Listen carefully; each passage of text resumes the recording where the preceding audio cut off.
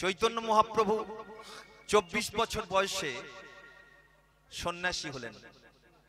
চলে গেলেন কোথায়? চলে গেলেন বর্ধমানে। বর্ধমানের কোথায়? কাটোয়ায়। পণ্ডিত কেশব ভারতী দত্তের কাছ থেকে তিনি সন্ন্যাস মন্ত্রে দীক্ষা গ্রহণ করলেন এবং কেশব ভারতী শ্রী গৌরাঙ্গের নতুন নাম একটা দিলেন। কি নাম দিলেন সন্ন্যাসী হওয়ার পরে?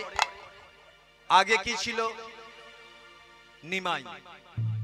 সন্ন্যাসী হওয়ার পর নাম কি হলো? শ্রীকৃষ্ণ চৈতন্য। শ্রীকৃষ্ণ চৈতন্য, শ্রীকৃষ্ণ চৈতন্য, শ্রীকৃষ্ণ চৈতন্য।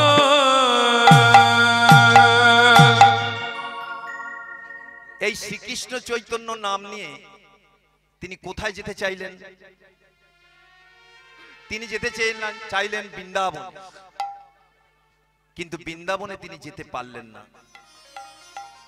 শচী মায়ের অনুরোধে নিত্যানন্দ প্রভু ভাইকে মাঝ রাস্তা থেকে ফিরিয়ে আনলেন। কোথায় সাক্ষাৎ করালেন?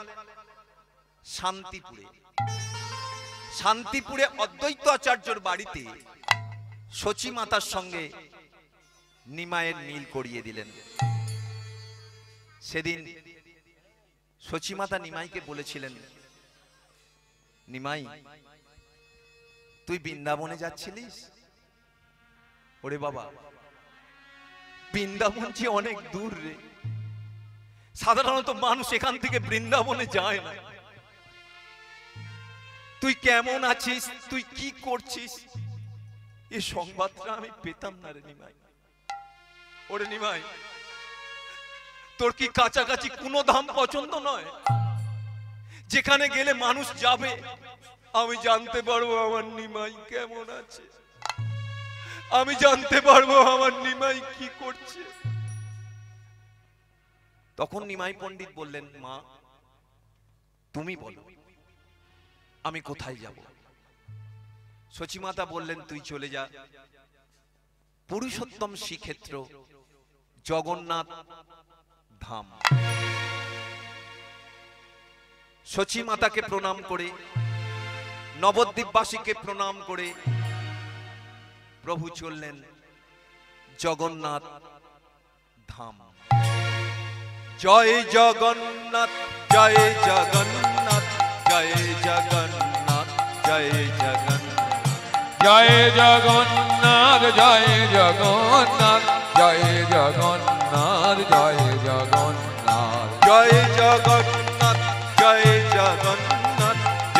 জগন্নাথ, জয় জগন্নাথ, জয় জগন্নাথ, জয় জগন্নাথ, জয় জগন্নাথ, জয় জগন্নাথ। জগন্নাথ স্বামী, জগন্নাথ স্বামী, নয়ন পথগামী, নয়ন পথগামী, হব তুমে, হব তুমে, হব তুমে, হব তুমে, হব তুমে।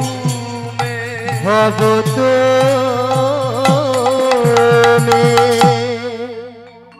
জগন্নাথ ধামে এলেন। আপনাদের বলি, যারা এখানে জগন্নাথ ধামে গেছেন মানে পুরীতে, এবং যারা এখনো যাননি তাদের বলি, সমুদ্রের ধার থেকে জগন্নাথ মন্দিরের দূরত্ব হচ্ছে 1.5 কিলোমিটার। যারা গেছেন তারা জানেন।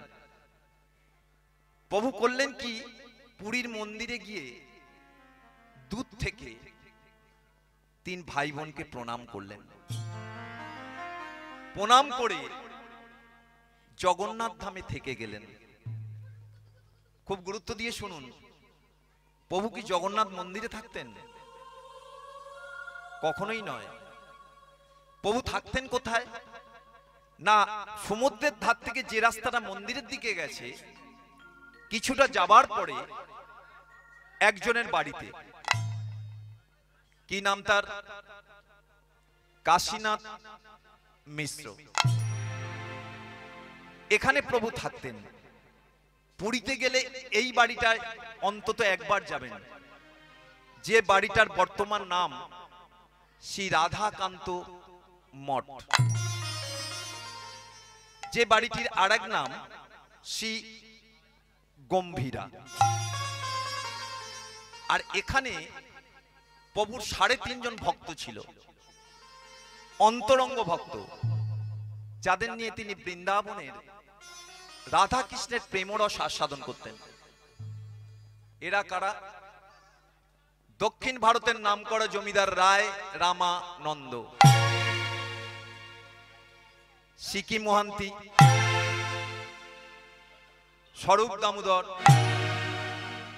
এবং সিকি মোহান্তির বোন মাধবী। এই 3 জনকে নিয়ে, আর যেহেতু একজন মহিলা আছে অর্ধেক ধরলে 3.5 জনকে নিয়ে তিনি বৃন্দাবনের প্রেমরস আস্বাদন করতেন।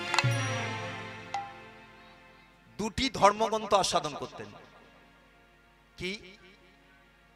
একটা কবি জয়দেবের লেখা গীত গোবিন্দম, আর একটা বিল্লমঙ্গল ঠাকুরের লেখা কৃষ্ণ কর্ণাক অমৃত গ্রন্থ।